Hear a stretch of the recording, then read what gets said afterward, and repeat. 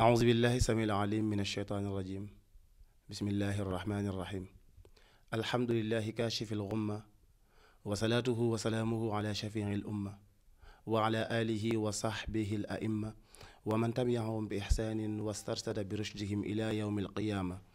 مشاهدي ومشاهدات Leuz TV السلام عليكم ورحمة الله وبركاته mbokk yi ñi nga xam ne yéen a baaxoo di seetaan Leuz TV ñëwaat nañ ak yéen seen jotaayu waxtaan ndaw ak diine di jaajëfal di sargal mbooleem ñi nga xam ne ñu ngi ñuy topp di ñu envoyé ay message di ñu encouragé waaye itam di ñu joyanti ci yenn erreur yi seen jaajëf du doy mukk ci ñun tey nag dañu am benn tomb bu am solo bu ñuy waxtaanee tomb boo xam ne dafa daw yaram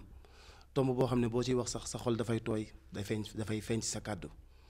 tomb la boo xam ne ñun ñëpp war nañ cee wax ñun ñëpp war nañ cee waxtaan waaye ñun ñëpp war nañ koo xoolaat dafa mel ni nag waxuñ ci dafa mel ni xooluñu ko dafa mel ni dañ cee aj dañoo boot suñuy loxo bàyyi gannaaw mooy xale yi nga xam ne ñu ngi leen di faagaagal ñii ñu ngi leen di këf di leen yóbbu seeni waajur di sonn pour gis leen ñii ñu ngi leen di këf balaa yàgg ñi feeñal leen waaye wañ leen di feeñal anam ba ñuy feeñee dafay daw yaram anam ba ñuy feeñee dafay jeexal xolam waaye anam ba ñuy feeñee képp kuy waajur dafay tax nga tiit loolu nag bu ñu ko bëggee waxtaanee ci jamono ji ñu toll dafay am yu ñu gën a bàyyi xel moo tax faw ñu am ñu ñu soxla ñoo xam ne seen xam-xam soxla wuñu rek xam-xam bi kese waaw soxla wuñu rek lu xew ñu wax ci après ñu bàyyi noonu mais lii dafa nekk tomb boo xam ne dañ ci war a taxaw dafa soxla solution bu taxaw léegi loolu nag yonent bi sallallahu alayhi wa sallam dafa wax ne képp kenn ci yéen ku gis lu ko naqadi ku gis loo xam ne jàpp na ne du noonu na ko soppi ci ay façon soit na ko wax wala mu jëf wala mu naqar lu ko ci xolam jamono ji nag am na ñoo xam ne ñoom ñoo am pouvoir jëf xëy na ñoom ña nga ca am na ñoo xam ne ñoom ñoo am sañ-sañ wala mën nañu wax ñun jàpp nañ ne ci ñooñu lañ bokk ñi ngi ci waaye beneen bu mujj ba nag mooy bi gën a daw yaram mooy naqarlu ci xol donc te ko kenn soxlawu ko moo tax dañu soxla tey am nañu koo xam ne mën nañu wax ne sociologue la xam-xamam dafa wàcc ci nekkiinu doomu aadama moom danañu jàngatal loolu naka la ko gisee am nañu keneen koo xam ne mën nañu wax ne acteur social la maanaam mi ngi dugg ci koñ yeeg ruqaat yi xam na nit ñi ni ñu dëkkee xam na jafe-jafe yi nit ñi di dund daf koy dund ak ñoom di ko xam moo tax ñoom ñaari ñooñu kenn ki nekk sama ndeyjoor mooy Baydi Diop di sama doomu baay Baydi ñu ngi lay nuyu waa Leuz TV ñu ngi lay nuyu bu baax a baax. salaamaaleykum. ñoo ngi lay fay Birane di nuyu téléspectateur Leuz TV yëpp. macha allah ba dañuy yow la ñuy njëkk a commencé dañuy njëkk a commencé ak yow bu ñu paree dañuy ñëw sama mbokk bi yow mi nga xam ne da ngay jàngat maanaam sociologue nga mën nañu wax ne sa xam-xam dafa màcc ci jàngat nekkinu askan wi tey boo ñu doon tënkal démb ak tey naka nga jàppee société bi ni muy doxee par rapport ak nekkinu xale yi. waaw xam nga nekkinu xale yi dafa dépendre ci nekkinu mag ñi parce que xale yi mag ñi ñoo leen di tette mag ñi ñoo leen jur bu fekkente ne dañ ko bëgg a analyser ci démb ak tey. li ngay njëkk a wax rek mooy am na changement social. tey mënatoo ne kii wolof la ba mu jeex kii séeréer la ba mu jeex delloo ko ci valeurs yi delloo ko ci aada yoo xamante ni ethnie boobu loolu la doon dund maanaam mondialisation bu ñuy wax dafa indi mondialisation de la culture ñu dem ba ku ci nekk lépp nga à la fois tu es sénégalais tu es européen tu es asiatique lépp nga en même temps parce que embrassé nga culture yëpp donc su fekkee ne dem nañu bay dund noonu. façon nga dund boobu dafay am jeexital ci xale yi parce que xale yi mooy nàmpatal comme ni ma ko waxee ñoo leen jur donc su fekkente ne situation bi xew te comme ni nga ko waxee mu nekk loo xamante ni mu metti ci xol la ndax au début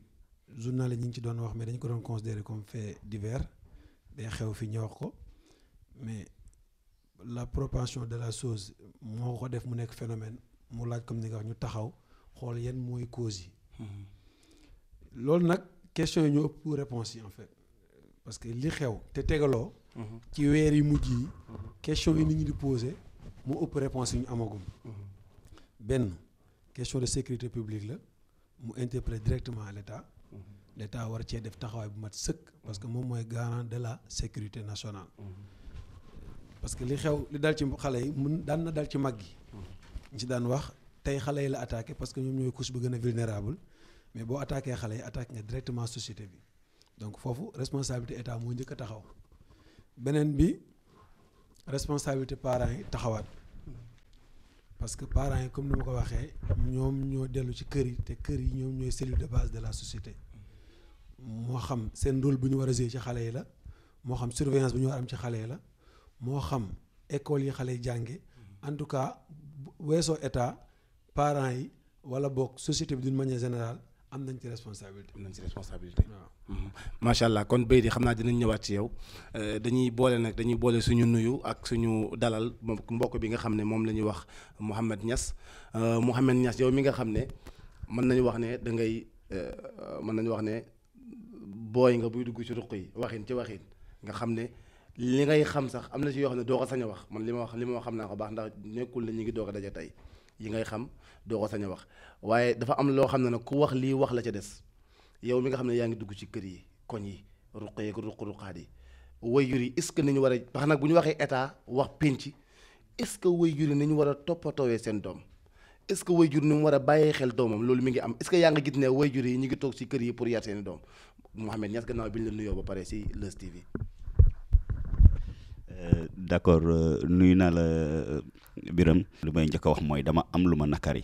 li ma nakari moom mooy li nga xam ni tey xamuñu ko woon Sénégal moo fi am bu njëkk ba doon nañ dégg camp enlèvement mais bi yoon dafa gën a tar dafa mel ni affaire bi chaque jour mu am te doo xam lan moo ko waral bu njëkk ba da nga doon dégg sacrifice humain mais léegi xamatoo ndax sacrifice humain la te 2018 bii la am lu ñu dund woon dégg Sénégal man démb j'ai fait des pubs j'ai dit j'interpelle l'État man maa ko wax maa ngi woo nguur gi parce que ñoom ñooñu si mën a jàppale deuxième point journalistes yi kenn amul seen fay. ñooñu si mën a jàppale wala da nga yaakaar ne ñoom am nañ ci seen loxo dafa nekk ci biir. non du ma wax nguur gi seen loxo du ci biir mënuma accuser kenn sans preuve mais li may wax moom mooy état ñooy suñuy njiit ñooñu mën a jàppale man boo xoolee manifestation may wax sax pour ñëpp ànd si dama ni tey maa ngi interpellé président de la république mooy suñuy njiit di woo Marème Faye Sall mooy suñuy yaay mooy suñu mag mooy suñu lépp ñu jàpp si loolu xeexu Sénégal njaay lépp la amul policier amul citoyen Sénégal yëpp la donc dafa baax xeex bi ñun ñëpp àndandoo dóorandoo mu jeex et man la question que je me pose qui sont ces gens lan lañ bëgg kan moo leen yónni lan la ñuy wut jóge si ay xale nga doon dégg léegi finalement nga commencé dégg ñu naan ay mag la ñuy enlever nga déggaat ay information oto buy circuler mais vitre teintée yi nañ ci wax beneen côté bi nga dégg léegi dañuy dugg si kër yi di foket di jël xale di fokkati par force défense mais dafa doy waar xam nga beneen côté bi li may jox si li may wax moom mooy lan police def na déclaration am démb am na lu mu wax mais yow mi nga xam ne yow yaa ngi dox sax qui est en danger parce que tey mën ngay romb xale muy jéggi tali nga jàpp loxoom di ko jéggil tali nit ñi xamuñu ni mu demee mu nekk population bi def en masse sa kaw dóor la ba nga bëgg a dee man personnellement su ma gisoon xale buy jéggi tali sax bu ma ko naree jéggil tali damay ragal parce que mën naa koy jéggil tali jàpp si loxo bi ñu jàppee ma comme ñuy sàcc xale yi dóor ba nga bëgg a dee donc loolu laa ma lu ma mais en fait tu parles des enfants waajur ñoo yaratul seen doom waajur ñi ngi yar seen doom mais xale dafa soxla liberté xale dafa soxla foo xam ni environnement bu nga xam ne foofu lay jouer foofu lay fooyee mais bu ñu demee ba tey xale yi mënatuñ jàngi école même les parents si boppam bu ñuy dem di jàngi école bu ñu nekkee seen liggéeyukaay seen xel dalatul bu ñu nekkee seen bérébu liggéeyukaay yi yaay seen xel dalatul donc man solution bi laay laaj quoi. ñun ñëpp solution bi leen soxla macha allah ñun ñëpp solution bi leen soxla ndax waajur yi fi mu toll nii waajur yi ñoom ñoo njëkk a jaaxle ndax li tax ñuy jaaxle moom mbokk ñett li mu bëgg a wax mooy waajur bi mënul toog ci kër gi rek ne dafay yore doomam te bu yoree doom ji te liggéeyiwul du mën a am lu mu yoree doom ji waaw toog ci kër gi yore doom ji te boo liggéeyiwul doo mën a am loo yoree doom ji kon faaw nga dem liggéeyi te kër gi boo liggéeyee léegi comme ni ko mbokk mi waxee léegi dañuy ñëw ba ci biir kër ñi këf xale yi béy di yow mi nga xam ne da ngay seetlu jàngatkat nga nekkinu askan est-ce que jàpp nga ne ñiy def lii si réew mi lañ dëkk est-ce que ñun amuñu ñu rax ndax raxuñ ñu waaw mais ba xam amuñu ñu rax loolu c'est évident parce que nekkul Sénégal ay Sénégalais kese ñoo fi dund loolu xam nañ ko comme yeneen dëkk yi nu amee ay étranger donc loolu xëy na bu ñu demoon ba jàpp ñooñu ba mën a xam seen identité si li ñu mën a jël variable boobu mën ko analyser maanaam ñu fi dëkkul est-ce que ñoom rek ñoo koy def wala ñu fi dëkk ñoo koy def sànq li ma wax dafa am solo mooy valeur yi nga xamante ni suñu société daal na ko incarné parce que crime yi am dafa ànd ak jamono crime dafa mës a am waaye crime yi dellu ci façon bii nii xamuñu ko ñun. xamuñu ko suñu société xamu ko. donc lu bees si ñun lu ñu jaaxal la donc il faut que ñu taxaw seetlu benn mais aussi ñi gën a taxawaat. Niass wax na ko léegi xale dafa soxla environnement pour jouer pour épanouissement am te suñu dëkkuwaay yi xam nañ nu mu demee daanaka tëli yi ak koñ yeeg yëpp ñoo bokk jaxasoo. xale ci bit lañ mën a fowee moo tax enlèvement yu bëri yomb beneen bi mooy psychosocial la indi wax na ko dara wóoratul ànd ak dégg nañ nit ànd ak doomam ñu dóor ko parce que xamuñu ni doomam la àndal jàpp yaakaaroon ni da koy enlever parce que nit ñi dañoo jaaxle léegi xamatuñu à quel sens se vouer loolu nag wax naa ko baay bi mooy état maanaam bu doon bu njëkk ba la di nga wax groupe social yi bu si nekk toppatoo boppam waaye comme si état la ñuy dund te responsabilité bi état yor ko état moo war a fexewaat moom mooy régulateur bu njëkk am na nu muy taxawee dinañ gis changement ci loolu donc wax na ko police def na déclaration sûreté nationale def na déclaration. est-ce que déclaration bi rek ndax waaw mais déclaration bi rek dina doy est-ce que amul leneen lu gën a concret lu ñu war a def. waaw non déclaration bu ko defee ñun dañuy xaar ay action topp ci maanaam police bu defee déclaration situé wax fait bi nu mu demee lu ñuy xaar mooy mu jël ay matuwaayam taxaw ci loolu ba loolu bañ a continuer mais aussi su taxawee ci loolu ba mu bañ a continuer mu fexe ba ñi koy def ñu mën a teg loxo ci ñoom mën a xam exactement lan la bu ñu ko xamee dinañ mën a sukkandiku si yooyu gën a xam naka la ñuy organiser woo parce que dafa mel ni doo xam parce que ñii dañ naan sacrifice la ñii di wax ne est-ce que du trafic d'organes lu ne ñu ngi koy wax parce que amuñu ba léegi réponse ci yooyu te lépp mën na nekk toutes les possibilités y sont donc lu ñuy wax foofu rek mooy nit ñi ñu ànd ak dal mais aussi ànd ak surveillance maanaam sacrifice mooy ñi nga xam ne dañoo am lu ñu soxla si cëru àdduna tax ñu soxla def loolu bu dee trafic d'organe nag mooy ñi nga xam ne dafa am ay cër yu mu soxla si nit war koo jaay ndax loolu tam parce que loolu am na loolu moom xam nañ am na ci àdduna bi xam nañu am na ci àdduna bi am na fu mu gën a amee doole am na dëkk yoo xamante ni daanaka li ñuy enlever ci ay xale di ko jaay parce que seen organe lañu soxla ëpp na donc ñun lu bees si ñun comme ni ñu wax lu ñu gane la lu bees si ñun moo tax au début ñu doon yaakaar ni benn lay nekk kii dafa manqué moo tax mu def lii wala kii am na lu mu mais dafa dem ba fait bi récurrent moo tax ñu wax phénomène moo tax nag mu laaj taxawaay ñun en tant que société ñu jug taxaw fexewaat ba xoolaat ni ñuy toppatoowaatee suñu bopp parce que société moo yor boppam mais aussi état en tant que responsable mu defaat taxawaay parce que moom mooy nekk le garant de la sécurité nationale. kon nag état na gën a def taxawaayam ndax li mu wax sànq mbir mi dafa dem ba nekk phénomène ndax ñi ngi wax ne lu matul weer maanaam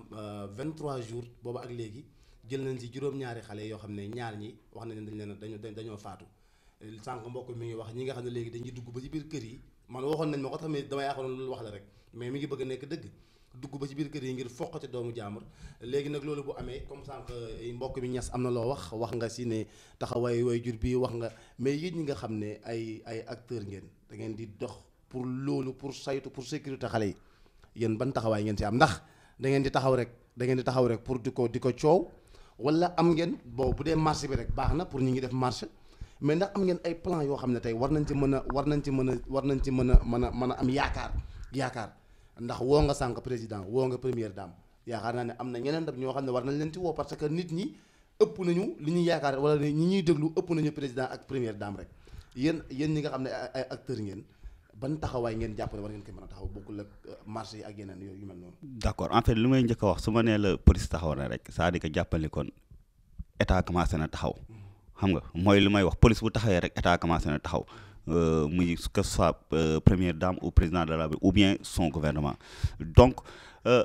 information bu ñu mën a def ñun suñu làmmiñ lañ yor message lañ yor di ko mën a véhiculer comme ni ko journaliste yi di ko defee man par exemple acteur social la mais man sama communication yëpp à travers les réseaux sociaux la mën a jaar xam nga réseaux sociaux laa commencé jaaree ba depuis démb on a créé un groupe bi nga xam ni ça s'appelle le collectif xam nga pour la protection de la petite enfance collectif boobu si la ñuy jàllalee suñu information yëpp collectif boobu ñun on a décidé de marcher def benn marche ce samedi 24 à 9h30 donc autorisation bu ñu am préfet mu ngi ñu ko autoriser rond-point poste de Médine la ñuy daje terminus Sam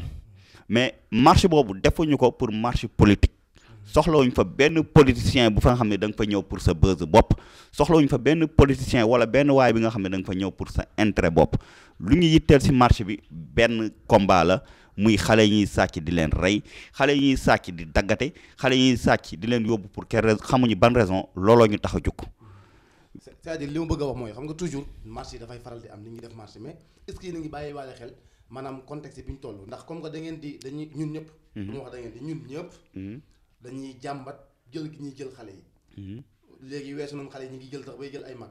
est-ce que yéen a ngi bàyyi waale xel maanaam bés boobu ngeen di def marché ndax lu mel noonu sax mënu fa dafa mën a am ndax du am ñu profité ci événement bi ba li ñuy def ñoom ñu mën ko réussir foofu loolu foofu laa bëgg a wax ndax yéen a ngi bàyyi xel ba marché bi li du doon saafara bu jur jàngoro est-ce que yéen a ngi bàyyi xel loolu. xalaatuma ko parce que déjà nous serons encadrés par la police. moom moo ñu encadré te tey yaakaar naa sàcc doo dem fu ñu lay dóoree wala fu ñu lay jàppee nga fay sàcc. foofu kenn xalaatu fa di ñëw di sàcc ay nit. surtout koo xam ne nag dafa ba muy dem si marché ba muy dem xare xolam neexul. tey man miy wax sax su may xalaat image sama xol du neex donc amul kenn ku osé nekk foofu pour xalaat ni da ngay sàcc wala da ngay def musiba ñun bu ñu fay dem après marché bi si jàmm ak salaam lañ koy def malgré suñu xol neexul parce que jàmm ak salaam la sénégalais xam moom moo ñu tax a jug donc dinañ marché si jàmm ak salaam wax lu ñu nakari ñuy ñaan nag képp ku ñu mën na jàppale si marché bi na nga fa teew que ce soit la presse que ce soit les acteurs culturels fu sénégalais mën a nekk na nga fa teew parce que tamit ñun mënuñu dóor duñu alkaati yoruñu arme pour rey nit benn combat lañ mën a mëte mooy suñu làmmiñ la communication. dafa daw yaram ndax boo koy xalaat xam nga bu dee mag sax xam nga xale bu ndaw xoolal xale bu ndaw xale bu ndaw ñun ñi nga xam ne dañuy nekk ak xale yi di leen jàngale ak di leen encadrer xam nañ ne xale mënul defal boppam dara imaginal xale bu ndaw boo xam ne xamul amul deful bàkkaar moom sàkkuwul pour ñëw sàkkuwul pour juddu li ñuy wax ni dañ koy wax en tant que wayjur dañ koy wax en tant que jàngalekat maa ngi jaajëfal di sargal sama benn mbokk monsieur Diagne Pape Diagne gis naa mu def si benn bind bu am solo en tant que wayjur en tant que jàngalekat xale bu ndaw te li may faral di wax ne yaakaar naa ñas mi yor na doom keneen ak keneen yor na doom yow mi may seetaan am nga doom tey bu la yàlla mayee njaboot boo jur ngay xam doom nan la mel ci xol si nga déggee waat bi waxkat bi wax naan al atfalu akbad maanaam doom yi suñu daggitu rees lañu waaye nag am na loo xam ne itam dañuy joxañ baaraamu tuuma dañ koy joxañ wayjur yi imaginel ngeen baal ma wayjur ba doom ja waxoon ne ko yaay sa wuru sa ngalam bi ngay takk fan nga koy denc mu ne ko dama koy denc sama coffre bi gën a fort ci néeg bi denc ko jël caabi ji dencaat ko mu ne ko lu tax doo ko jox jànq bi mu ne ko ma koy jox jànq bi mu koy sàkkal pexe mu ne ko kon lan moo tax nga may bàyyi man di ma bàyyi ak jànq bi c'est-à-dire wax bi ëpp na loolu ndax wayjur bi mënul dem fu mu toll yore doom ji mais war nañu mën a am farlu gu toll ni ci sa doom la ngay daj ci moom boo ko ñàkkee boo dajoon genn wàll ko doo ko ñàkk. Biram dama lay couper foofu. waaw xam nga tax ma lay couper foofu. jur doom nu mu méttee. yar doom nu mu méttee. amul benn waajur bu sàggan pour perdre doomam. lenn mën a am tey mënoo xëy yor liggéey jàmbur sa jëkkër di liggéey ngeen yor benn doom par exemple oto bi wàcce ko pour muy dugg wala tey mu dem ci école bi ñëw di jàng yàgg indi boppam ñu koj ko. jël ko loo ci mën waajur li ñuy liggéey la ñuy yaree seen doom donc man mënuma gëm ñu accuser waajur yi à 100% tey waajur yi bu ñu toogoon si kër ga subaa ngoon gu dégg bëccëg toog ak xale yi kan mooy indi lekk kan mooy indi naan xale yi aussi éducation lañ soxla problème bi mooy du loolu reykatu nit yeeg jàppkatu nit yi wala ku am yéene man je me dis que sont pas des personnes qui nga xam ne ils sont lucides nooy mën a tiimee bakkan nu mu fooree kuñ ciy tëngeej lañ nañ mën a wax dof la mais finalement xanaa léegi dof yi rek ay rey mais j'espère que ñu ngi naan dof ñooy rey nekkul ay dof donc ñooy dawal oto di dugg ci circulation bi di sàcc ay xale. merci non ça me fait rire quoi c'est-à-dire da nga wax lu am solo. maanaam baatu dof boobu ñun ki ñu jàppee dof ak ki nekk dof bokkul dof bi mi ngi sol costume am mi ngi sol jesneer mi ngi sol yéreem bu baax war oto fekk wérul parce que bopp bi baaxul am na loo xam ne ku koy def wéruloo foofu laay ñëwee ci sociologue bi bay di man la ñees xaw na tàng tuuti ndeysaan par rapport ak kàddu yooyu mais yow mi nga xam ne comme ni nga ko waxee société bi dafay dem ba mujj gi dafay changer forme ndax léegi sénégalais bu neen sénégalais laa Sénégal laa dëkk amatul ndax ni nga dëkkee Sénégal yaa ngi sol mbubb moo xam ne ñu ngi ko defaree Dubaï takk montre bu jógee Italie sol dàll yu jógee Turc di wax beneen làkk bu bokkul ak sa làkk kon léegi sénégalais nga mais doo sénégalais léegi nag mélange boobu am est-ce que war na dem ba yóbbaale ngi ci yenn pratique yoo xam ne xamuñu ko woon. question bi est-ce que war na dem donc dañ naan normalement su fekkente ne am na loo xam bëgg nañ ko garder warul dem mais est-ce que mën nañ ko tere parce que su fekkee ne da nga ubbeeku te fekk ni ba ngay ubbeeku fi nga taxawoon dëgërul. da nga yomb a yóbbu. kon dañoo pare dañoo dem ci loo xam ne bañ cay dem su fekkoonte ne ñun suñu référence yu njëkk mooy diine bi.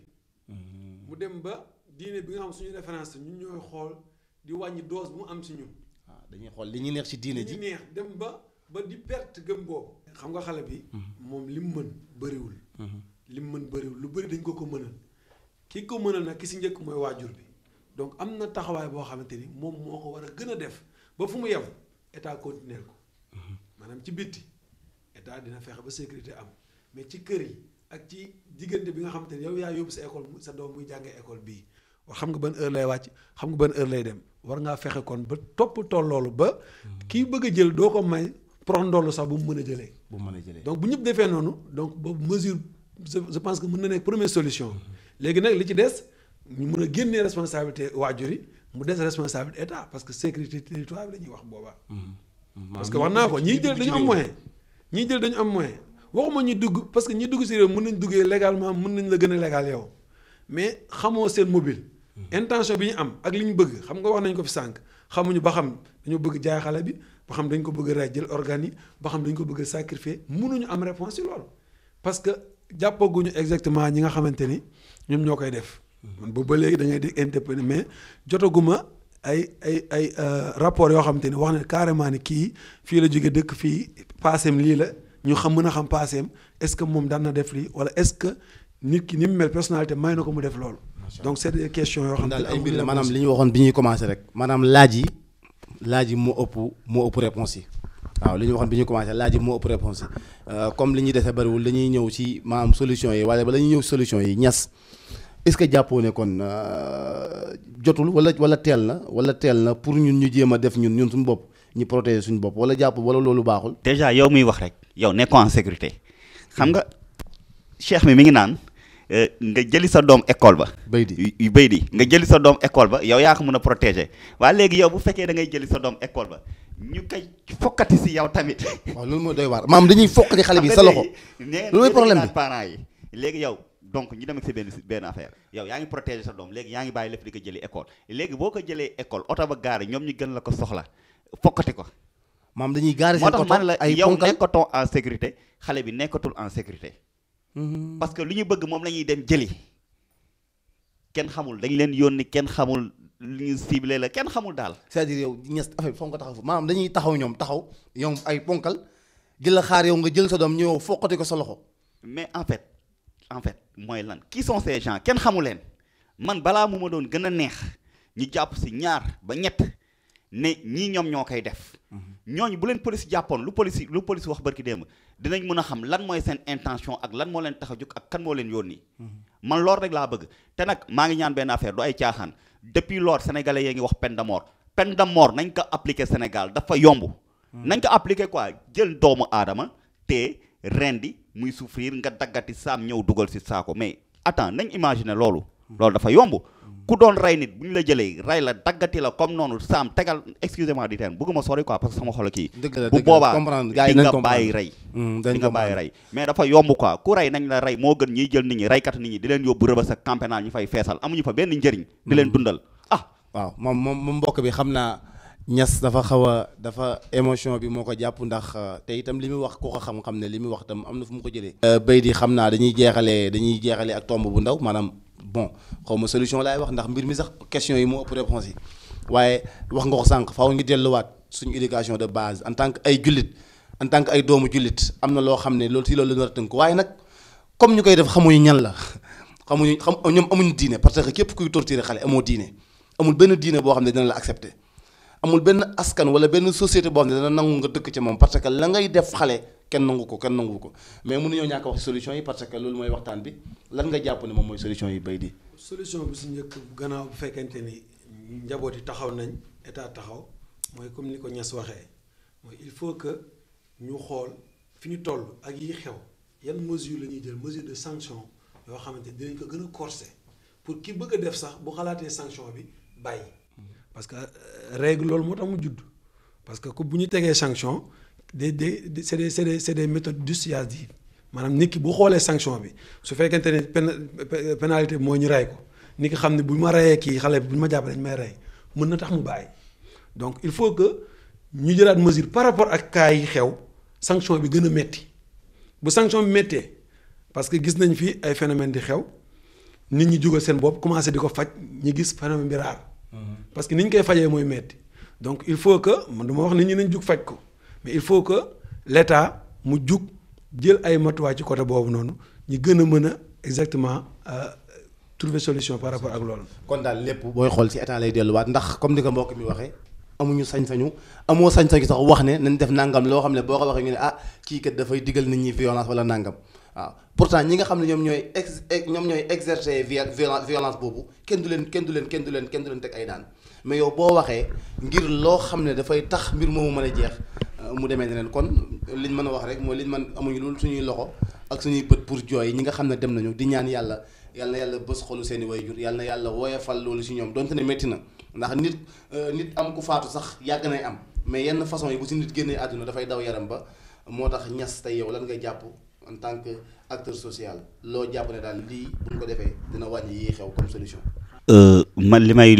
may wax rek mooy yoon def liggéeyam man du ma juriste te du ma faj yoon moom mooy faj moom mooy def liggéeyam may ñaan askan mi rek ñu ànd ak dal nit ñi moytu bu baax parce que tamit nga yor sa oto gaare ko sax naan nit ñi kaa leen ma déposer leen di leen wàññil yoon wóorul ngay jéggil nit tali wóorul donc nit ñi nañ ànd ak dal bañ a faat bakkan si ay erreur ñu ànd ak seen sang-froid te xam ne incha allah passe lu ñëw la rek benn phénomène la rek mais day disparaître ñu bañ a fajal seen bopp kuñ si jàpp tamit nga woo yoon loolu laa amoon xalaat bi may jox affaire bi jeex si jàmm ak salaam may invité ñëpp nag marché bi incha allah ce samedi au rond-point de poste Médine fa la ñuy déparé à partir de 9h30 terrain Sam donc may fi invité aussi waa Leuz TV ñu jàpp si communication bi si couverture médiatique bi quoi ma leen di gërëm ñëpp équipe technique bi directeur di la gërëm yow it ku baax nga ak suñu invité bi jërëjëf. macha allah kon ma jox bay di rek moom itam mu tàggoo mu ñu jeexal ndax affaire bi waxtaan bi ëpp na lii mais incha allah dinañ gën a ñëwaat mu gën a yaatu yeneen i anam. waaw jërëjëf Birane comme ni ko Niass waxee rek di remercier équipe technique Leuz TV ñoom ñi nga xamante ne ñoom ñoo taxawal li ba mu mën a nekk waaye aussi di ñaan population bi aussi ñu ànd ak dal parce que loo mën a am rek wala loo mën a lijjanti ci dal nga ko mën a lijjantee di ñaan yàlla li xew fii yàlla saafara ko parce que moom moo yor saafara mu jeex fi ba ñu mu nekk de l'histoire ancienne ñi koy fàttaliku mu bañ fay amati donc jërëjëf bi yow ci invitation bi merci beaucoup. yàlla suñu boroom dafay wax ne